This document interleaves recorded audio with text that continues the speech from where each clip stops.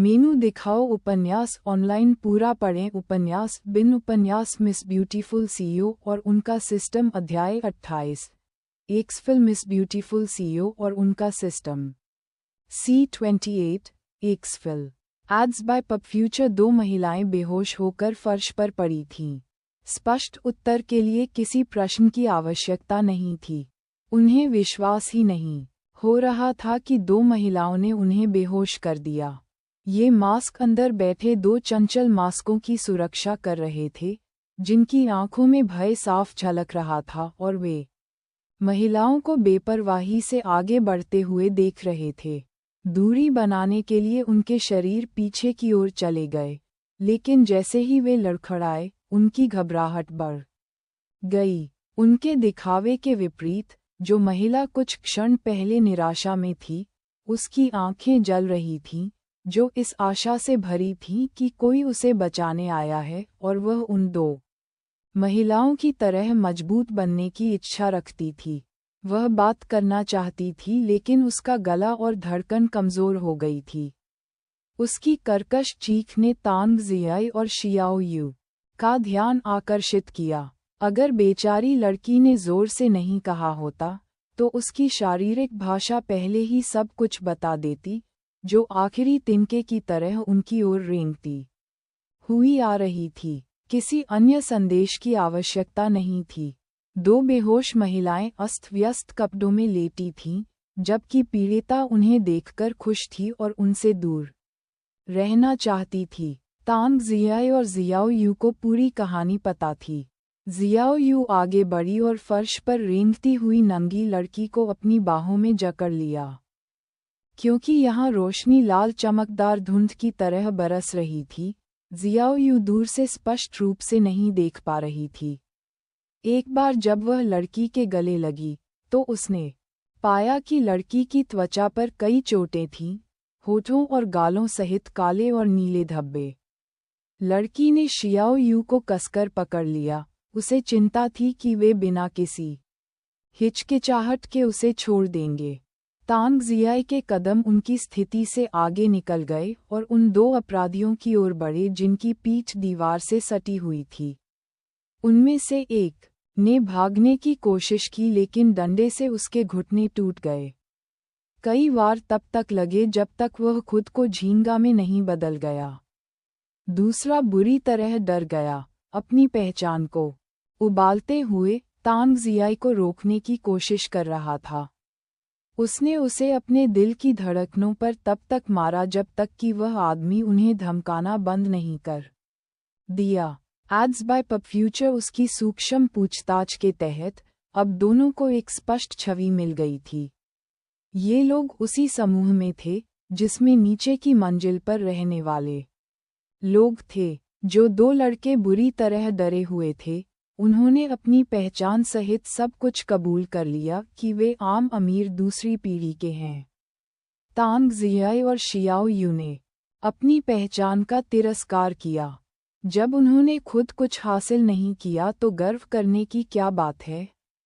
उनमें से एक पुलिस प्रमुख का बेटा था, जबकि दूसरे के पिता ने इंस्टेंट नूडल्स की कंपनी स्थापित की थी। बकवास। तांग जियाई और शियाओ यू ने एक दूसरे को देखा। क्या उन्होंने अभी-अभी हॉर्नेट के छत्ते को जलाया है?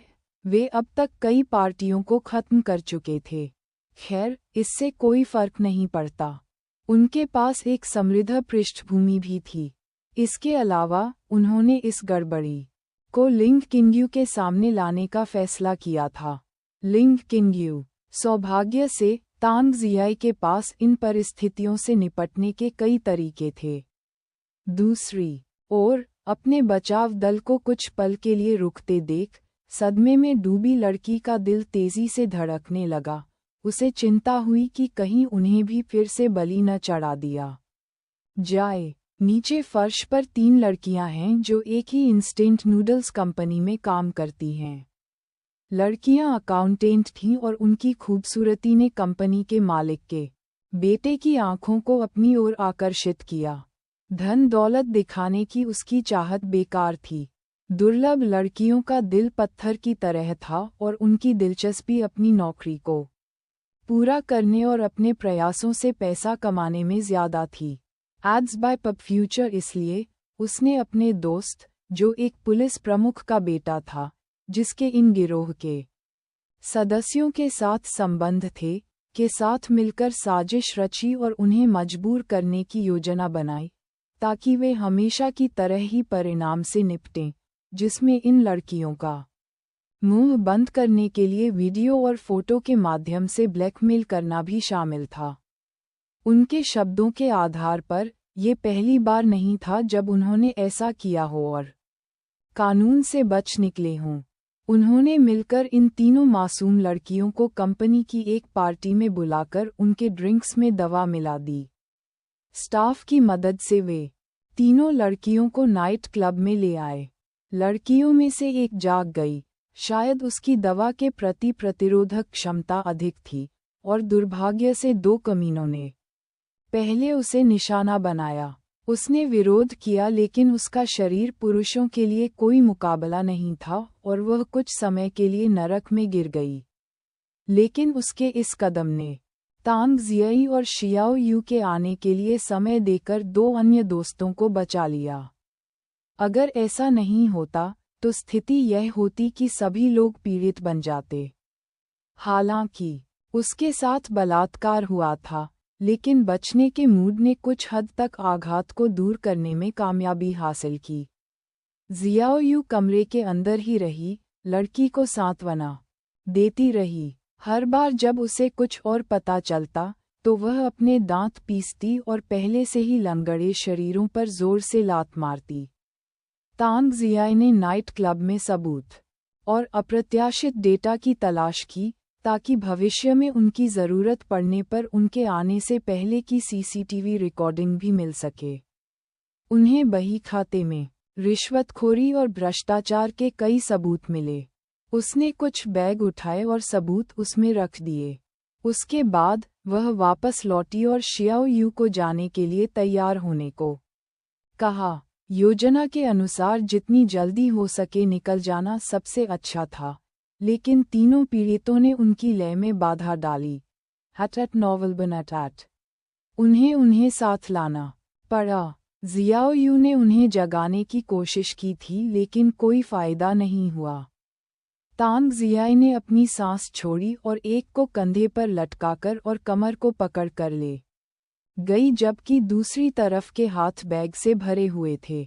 जियाओ यू उसी तरह से एक और लड़की को लेकर आई, जबकि शेष होश में रहने वाली लड़की सुरक्षित रहने के लिए जियाओ यू के करीब झुक गई। हालांकि जियाओ यू को उसके व्यवहार से कोई आपत्ति नहीं थी। वे कुछ ही समय में सेडान में वापस लौटने में सफल रहे। तांग जियाई ने सारा सामान ट्रंक में रख दिया और ड्राइविंग सीट पर बैठ गई। पीछे की सीट पर तीन लड़कियां बैठी थीं।